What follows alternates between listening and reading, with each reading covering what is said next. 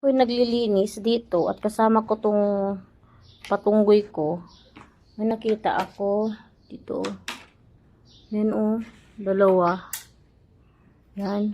1 and 2. Ayan siya Bahay ng bahay. Na-amaze lang ako ba kasi bahay. Paano kaya na ginawa Kaka-amaze lang.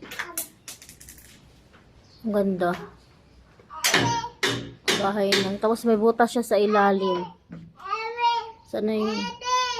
May butas siya sa ilalim. Galing Kung ganito simple lang bahay natin, ganito lang Ang ganda.